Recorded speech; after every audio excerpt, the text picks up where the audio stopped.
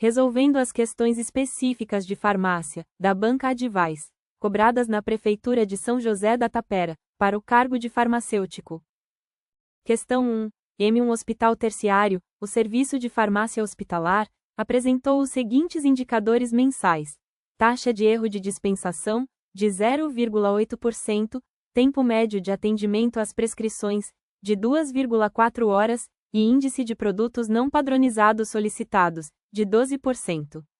Segundo os critérios de acreditação hospitalar, nível 3, ONA, esta análise indica a baixa efetividade no processo de dispensação, exigindo reestruturação completa do fluxo de trabalho.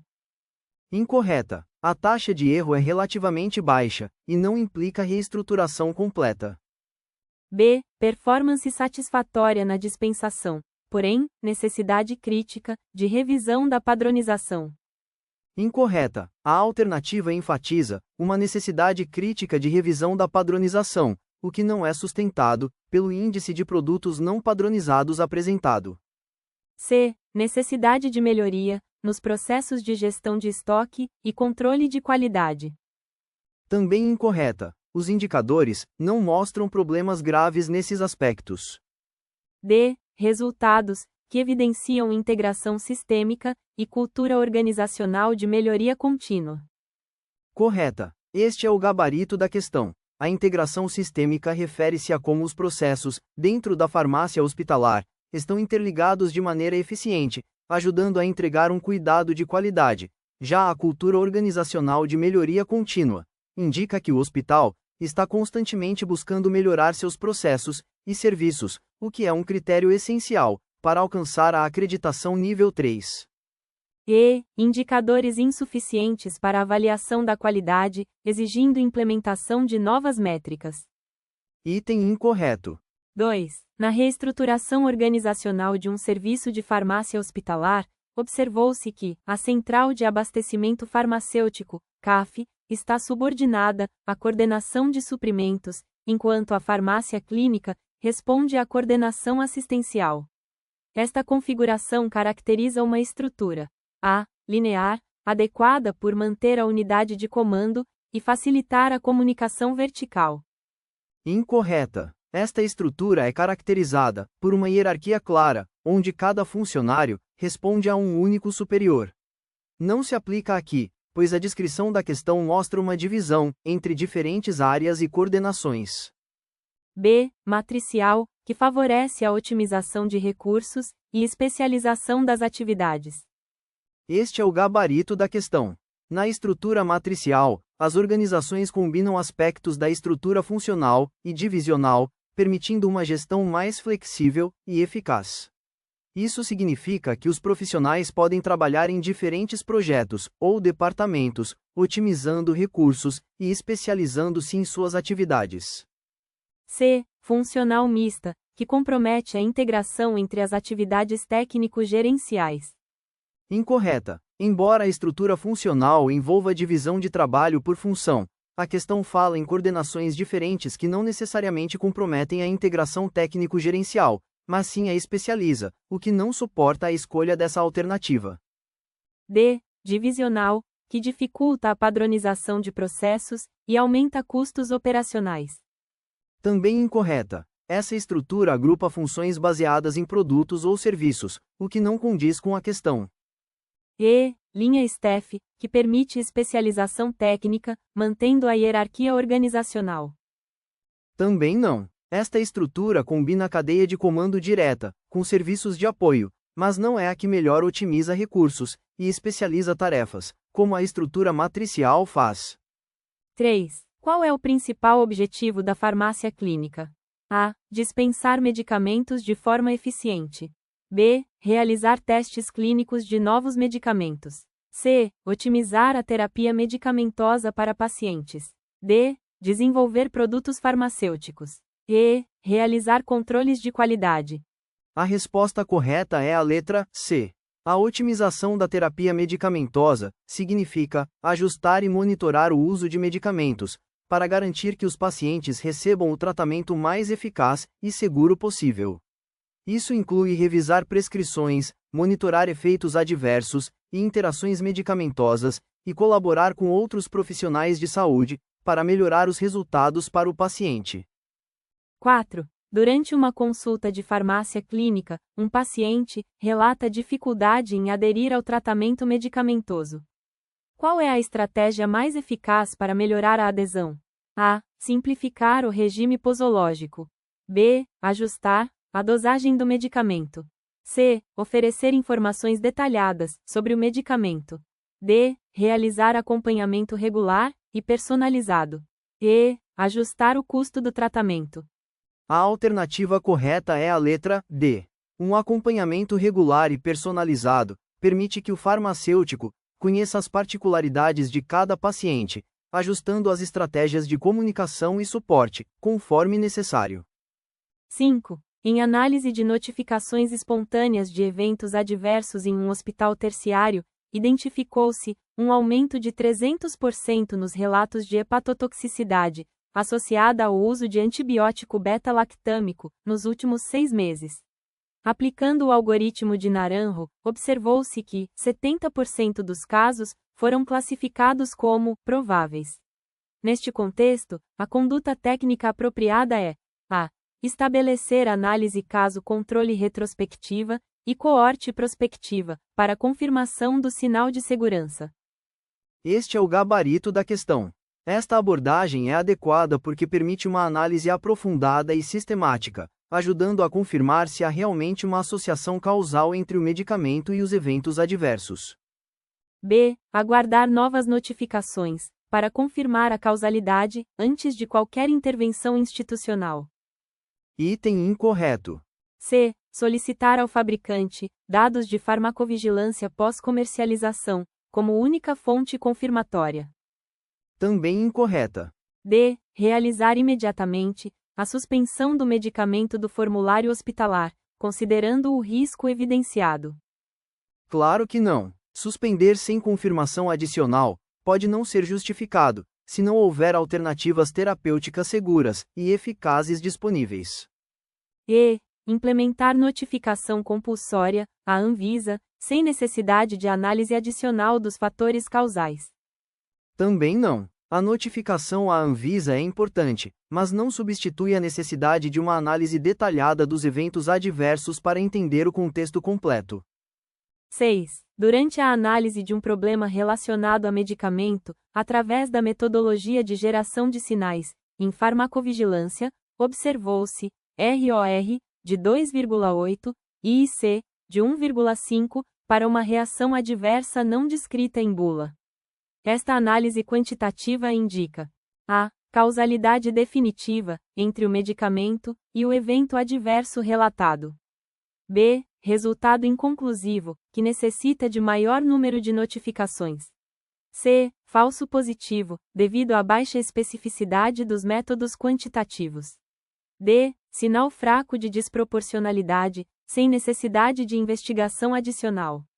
E. Associação estatisticamente significativa, exigindo análise qualitativa complementar. A alternativa E está correta, porque tanto o ROR de 2,8 quanto o IC de 1,5 indicam uma associação estatisticamente significativa entre o medicamento e a reação adversa. O fato de o intervalo de confiança não incluir 1,0 reforça a significância dessa associação. No entanto, por se tratar de uma descoberta sem descrição prévia em bula, é crucial realizar uma análise qualitativa complementar, para garantir a causalidade e a relevância clínica desta associação. 7. O anticorpo monoclonal pembrolizumab, utilizado em imunoterapia oncológica, apresenta volume de distribuição de 7,5 litros e clearance sistêmico de aproximadamente 0,2 litros por dia.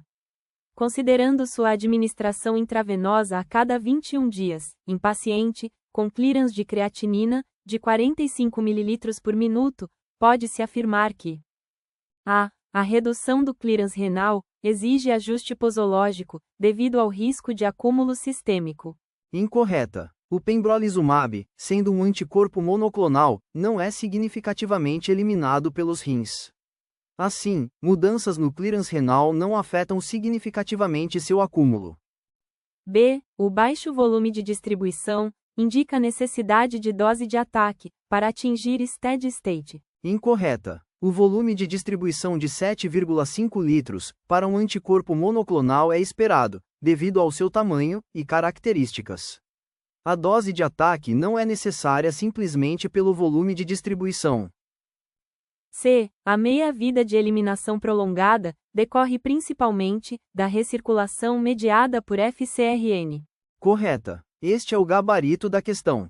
Os anticorpos monoclonais, como o pembrolizumab, têm uma meia-vida longa, em grande parte, devido à recirculação, mediada pelo receptor FcRn. Este receptor protege as imunoglobulinas da degradação, prolongando sua presença no organismo e, portanto, sua meia-vida de eliminação. D. O clearance sistêmico reduzido sugere saturação dos processos de eliminação proteolítica. Incorreta. O clearance sistêmico de anticorpos monoclonais é baixo por natureza, mas isso não é indicativo de saturação dos processos de eliminação, mas sim, devido às suas características intrínsecas. E. A biodisponibilidade, limitada pelo sistema linfático, requer aumento do intervalo posológico. Incorreta. Eles são administrados intravenosamente, e a biodisponibilidade não é limitada pelo sistema linfático.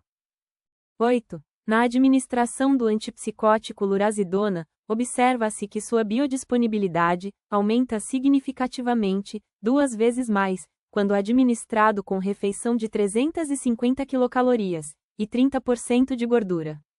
Esta característica farmacocinética ocorre devido à solubilização micelar aumentada no ambiente intestinal lipídico, facilitando a absorção passiva transcelular. Correta. As micelas são estruturas que ajudam a dissolver substâncias lipofílicas, como a lurazidona, facilitando sua absorção na mucosa intestinal. Essa absorção é passiva e transcelular, ou seja, o fármaco atravessa as células intestinais sem gasto de energia. Já achamos o gabarito, porém vamos analisar os erros das demais. B. Redução do metabolismo de primeira passagem hepático, pela competição com quilomicrons. Incorreta. Quilomicrons são lipoproteínas que transportam lipídios, absorvidos a partir do intestino, mas eles não competem, nem influenciam diretamente, o metabolismo de primeira passagem do fígado.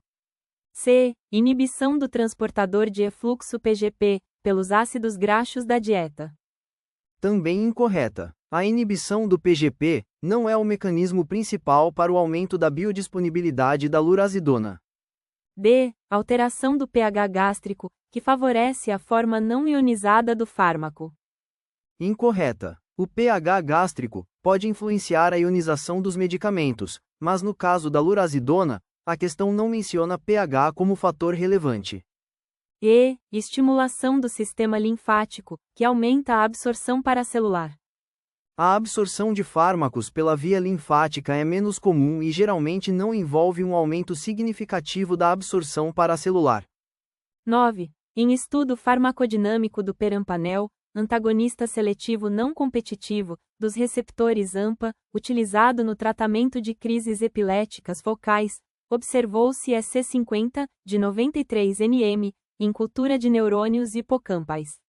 Na análise da relação concentração-resposta, verificou-se que o bloqueio máximo das correntes glutamatérgicas ocorre em concentrações superiores a 300 nm, sem deslocamento da curva na presença de altas concentrações de glutamato.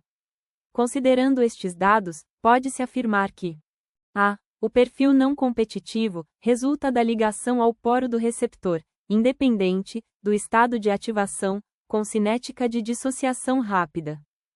Incorreta. Um antagonista que se liga ao poro normalmente tem um comportamento diferente. B. A eficácia máxima é atingida quando ocorre saturação dos sítios de ligação, caracterizando o antagonismo funcional do receptor. Também incorreta. Esta afirmação descreve mais um antagonismo competitivo, que não é o caso do perampanel. Não há saturação de sítios de ligação, como ocorre em antagonistas competitivos. C. O bloqueio uso-dependente indica a necessidade de ativação prévia do receptor pelo glutamato, para a efetividade do fármaco. Não. Sua ação não depende de ativação prévia pelo glutamato. D. A seletividade pelo receptor AMPA decorre da ligação a um sítio alostérico, na subunidade GLUA, modulado negativamente sua ativação. Sim, aqui está correto. O perampanel atua como um antagonista não competitivo, o que significa que ele se liga a um sítio alostérico, ou seja, um local diferente do sítio de ligação do glutamato, modulado à ativação do receptor AMPA, sem competir diretamente com o glutamato.